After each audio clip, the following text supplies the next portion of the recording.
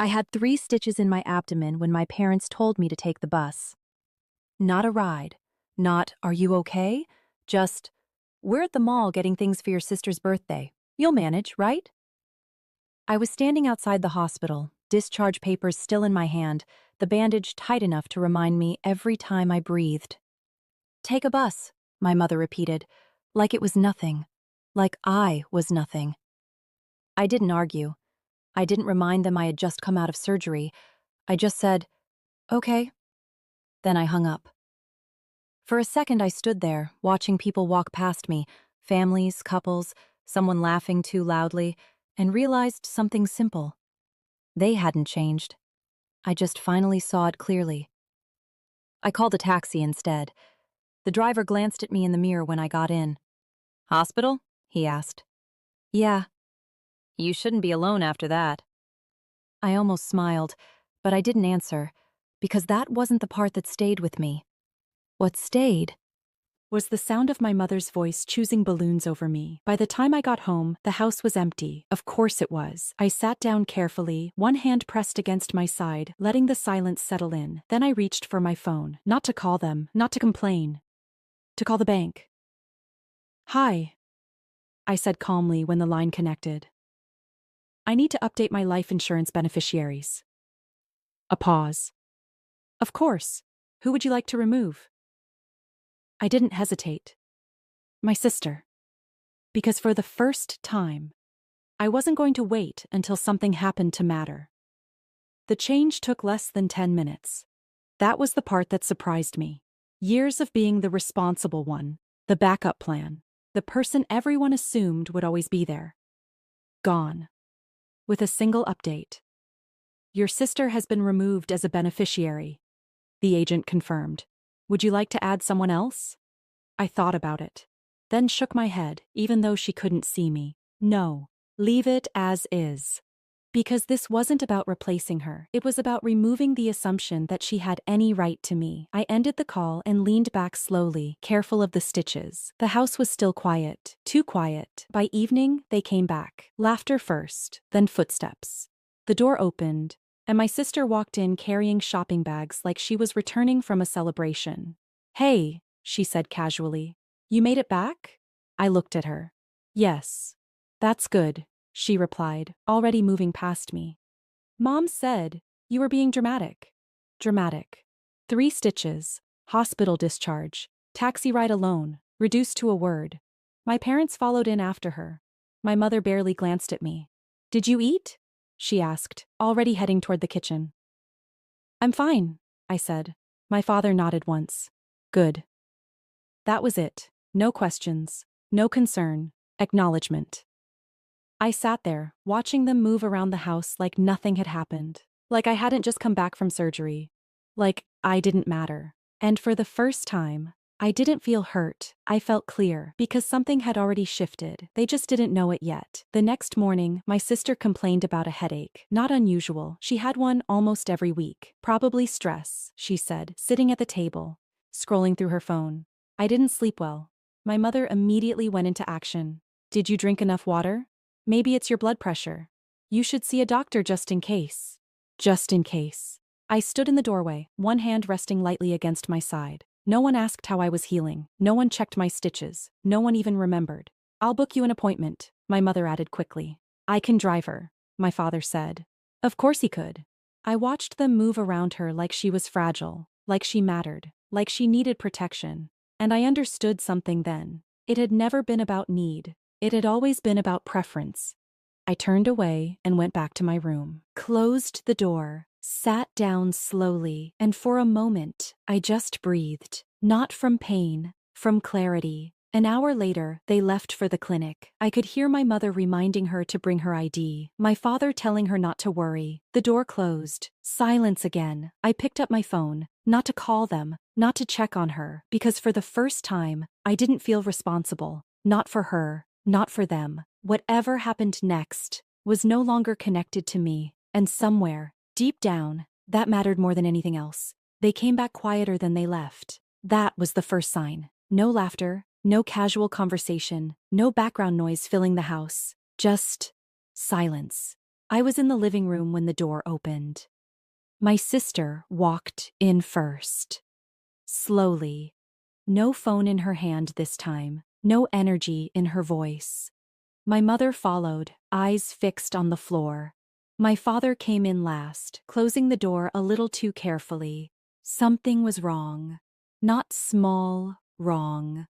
Real wrong. What did the doctor say? I asked. My sister didn't answer. She just sat down, staring straight ahead. My mother stepped forward instead. They want to run more tests, she said quickly. It's probably nothing, just routine. Routine. But her voice didn't match the word. My father didn't say anything. That was the second sign, because he always had something to say. Tests for what? I asked. A pause. Then my sister spoke. Blood work, scans, things like that. Vague. Too vague. I nodded slowly. Okay. And I left it there, because I could see it clearly now. They were worried, not pretending, not managing, actually worried, and for the first time in a long time, it had nothing to do with me. I went back to my room, sat on the edge of the bed, and let the quiet settle in again. My phone was still on the table, the call from yesterday still in my history. Life insurance, beneficiary removed, clean, final. Outside my door, I could hear my mother's voice. Lower now, controlled, trying to keep things together, trying to fix something she couldn't control. And I realized this was the first time their world didn't revolve around me being the solution. The diagnosis came 2 days later. They didn't tell me right away. I heard it through the walls, late at night, low voices, words that weren't meant for me. Autoimmune, complications, long-term treatment. Then, we need to think about coverage. Coverage. That word pulled everything into focus. The next morning, my mother knocked on my door. Soft, careful, different. Sarah, can we talk? I opened it. She stepped inside like she wasn't sure she was allowed to. She's going to need treatment, she said, voice tight. It's not simple. The doctor said it could take time. A lot of time. I waited, because I knew what was coming. She doesn't have enough insurance, my mother added. And the costs. There it was. Not fear. Calculation. My father appeared behind her. We'll figure it out as a family, he said. Family. Again. My sister stood in the hallway, quieter than I had ever seen her. Not demanding, not dismissive, just waiting. For me. For my answer. I leaned against the doorframe, one hand resting lightly over the bandage on my side. 3 stitches. Still healing. Still mine. You already have coverage, I said calmly. My mother frowned. What do you mean? I held her gaze. You just don't have access to it anymore. Silence. Confusion first. Then something sharper. What are you talking about? My father asked. I didn't raise my voice. Didn't explain everything. I just said the one thing that mattered. I removed her. And for the first time, they realized something had changed. For a second, no one reacted, like the words didn't land properly. Then my mother stepped forward. Removed? From what? I didn't move. My life insurance. That was enough. My father's expression hardened instantly. You what? I updated the beneficiary, I said calmly. Yesterday. You had no right to do that, he snapped. I almost smiled. No right? The same people who told me to take a bus after surgery were talking about rights. My mother's voice cut in, softer now. Sarah, this isn't the time for decisions like that. Your sister needs support. She has you, I replied. That's not the same, she said quickly. This is about security, about her future. Her future. I let that sit for a moment, then answered. So, was mine. Silence. Heavy, because now we were finally talking about the same thing. My sister stepped forward slowly. I didn't know, she said, quieter than before. About the insurance. I didn't ask for anything. I looked at her. For the first time, she sounded real. Not entitled. Not dismissive. Just uncertain. I know, I said. And that was true. She never asked. She never had to. It was always just assumed. My father shook his head. This is see. After everything we've done for you. I stopped him. What exactly have you done? The room went still because that question didn't have an easy answer, and for the first time, they didn't have one ready. No one answered, not my father, not my mother, not even my sister. Because there wasn't an answer that didn't expose something. My father looked away first. That was new. My mother tried to recover.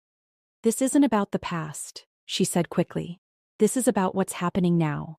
Exactly. That's why I made the change now, I replied. Her voice tightened. You're punishing her. I'm correcting something, I said. My sister flinched slightly, not from anger, from realization, because for the first time, she understood she had been part of something, not just the center of it. My father stepped forward again, trying to take control. Fix it, he said. Call the bank. Put her back. Like it was simple. Like I was still that version of myself. I shook my head. No. One word. Clean. Final. My mother's expression shifted again, this time not soft, not controlled, desperate. She needs this, she said. I looked at her. She needed you to care about me yesterday. That ended it, completely. No argument, no comeback, just silence, because we all knew. That moment had already passed. My sister sat down slowly, hands in her lap, staring at the floor. Not demanding, not expecting, just quiet. And for the first time in this house, no one was looking at me like I owed them something. Because they finally understood. I didn't. They didn't ask again after that. Not that day, not the next. The house changed quietly. No more raised voices, no more casual demands, no more assumptions, just distance. My sister started handling her appointments herself. My father stopped trying to fix things with short commands. And my mother, she stopped pretending everything was normal. A week later, I had my stitches removed. No one came with me. I didn't ask them to. I sat in the same clinic chair, the doctor working carefully, and for the first time since all of this started, I didn't feel alone. I felt independent. On the way home, my phone buzzed. My sister. I stared at the screen for a moment before answering. Hey, she said. Voice quieter than I remembered. I just wanted to say something. I waited. I didn't realize, she continued. Not about the insurance, about everything. A pause. I'm not asking you to change it back, she added quickly. I just get it now. I didn't respond right away, because for once, she wasn't asking for something. She was understanding something. That's enough, I said finally. And it was. When I got home, the house was quiet again.